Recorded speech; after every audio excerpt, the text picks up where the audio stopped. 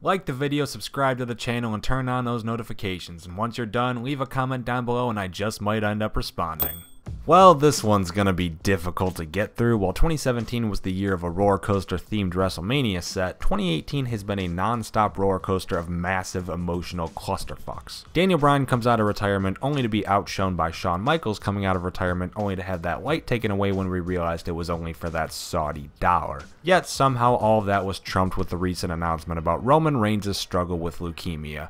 Jesus Christ, 2018, you need to relax. In honor to the big dog, I'm D. Wicket, and these are the 10 most emotional WWE moments of all time. And number 10, let's jump into the reason you're probably here right away, Roman Reigns. My real name is Joe, and I've been living with leukemia for 11 years.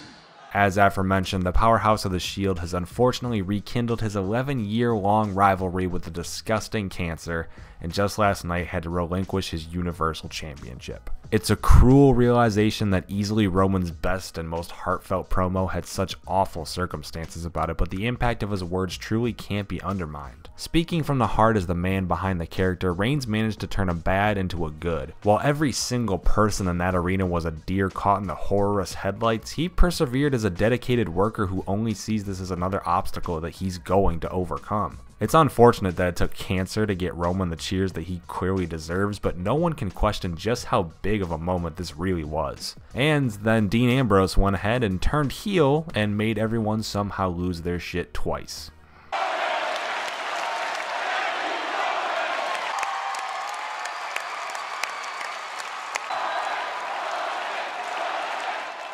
Number 9, Shawn Michaels' retirement. You all may not understand this. This ring and all of you was the only thing I had in my life. Watching an all-time legend and perhaps the greatest performer in the history of professional wrestling move on to a new life was always going to be a daunting task, and yeah, it really fucking hurt. After one of the greatest storylines this sport has ever seen, being retired and put away for good by The Undertaker, Shawn Michaels went out and gave his farewell speech. For a solid 15 minutes, he breaks down his dues, his thank yous, and his love for the business that put him on the map so heavily. With tears and cowboy hats aplenty, any proper fans with respect for the man will have a lot of trouble sitting through this one. Just like they'll probably have trouble sitting still as Shawn continuously twists that blade he stabbed us with 8 years ago by coming out of retirement for Saudi fucking Arabia. And then of course,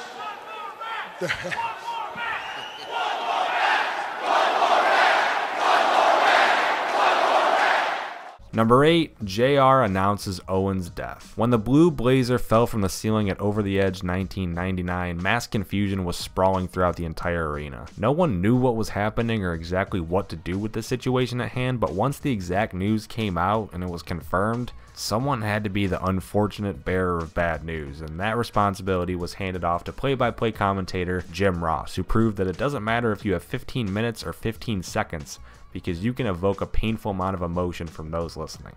I have the unfortunate responsibility to let everyone know that Owen Hart has died. Number 7, Bret Hart's championship coronation. Listen, emotional doesn't have to be negative. Your first kiss was probably full of emotion, and I doubt that was negative.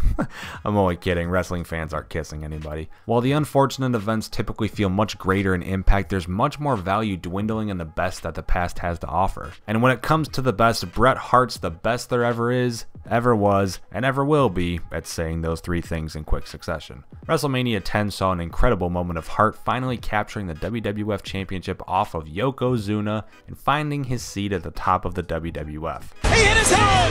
2, 3! No! We have a new champion! No way! Bret Hart somehow has done it! As great as it was to see the most gifted wrestler in the company finally climb the mountain as such a rounded event, they'd only improved the philosophy over the years as number 6, Chris Benoit's championship coronation. How do you kick it into an even higher gear from Hart's victory? How about giving us twice the amount of people to be celebrating over? That's exactly what happened the next decade as Chris Benoit and Eddie Guerrero closed out WrestleMania 20 together as the two world champions of the WWE. Benoit had just won the World Heavyweight Championship in the main event while Eddie successfully defended his title earlier on in the night. While neither world title reign would set the world on fire, this moment alone was enough for it all to be worthwhile. the WWE champion, the world champion, together in the ring at the same time. What a sight. Only, like you said, JR, at WrestleMania 20. Number 5, Daniel Bryan's championship coronation. Bret Hart has the overall top tier respect. Chris was perhaps the greatest in-ring performer of all time, and literally no one defines the word beloved quite like Eddie Guerrero. Yet somehow WrestleMania 30 managed to outshine the two former events through sheer fan support.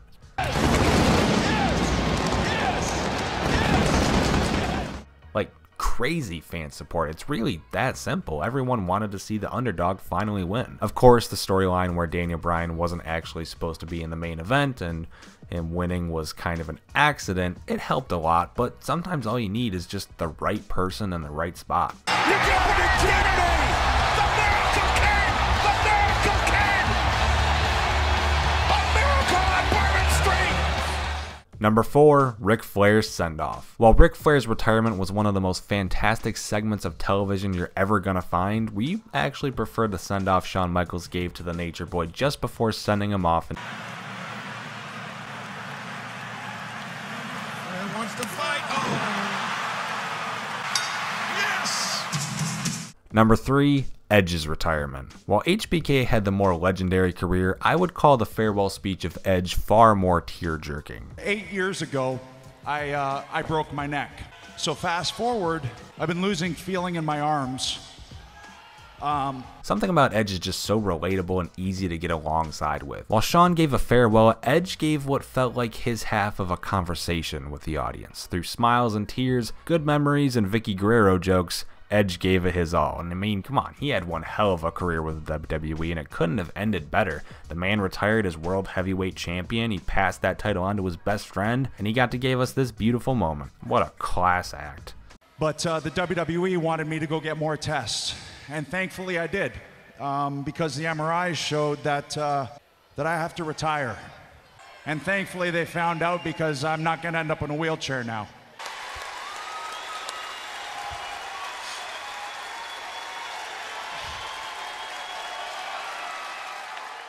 Number 2, Lillian's performance. After the terrorist attacks of September 11th, 2001, the entirety of the United States felt entrapped in horror. With fear crawling in at all angles, people didn't know if they were safe to live their everyday lives anymore. Going to work was genuinely scary. Just 2 days after the attack, SmackDown was actually the first event to take place where a large gathering of Americans grouped themselves together. The night had plenty of legendary and iconic moments, such as Vince's anti-fear opening monologue, which was unbelievably badass.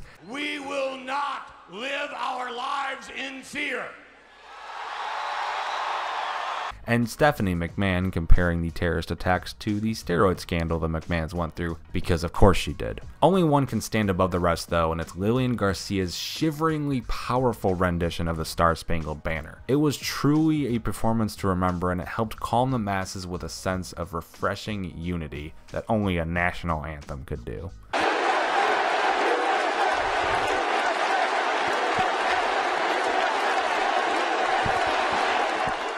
And number 1, Eddie's tribute. After seeing just how close they were at WrestleMania 20's celebration, all we really need to see is Chris Benoit's reaction to his best friend's death to understand the scale of this moment.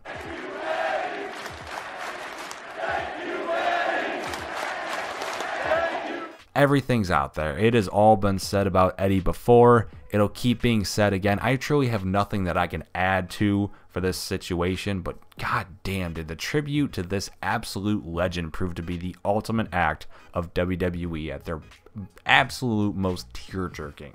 Viva la Raza, and rest in peace, Eddie Guerrero. Viva la Raza!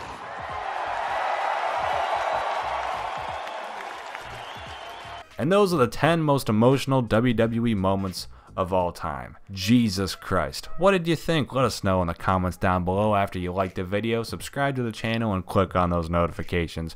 Thank you all for watching.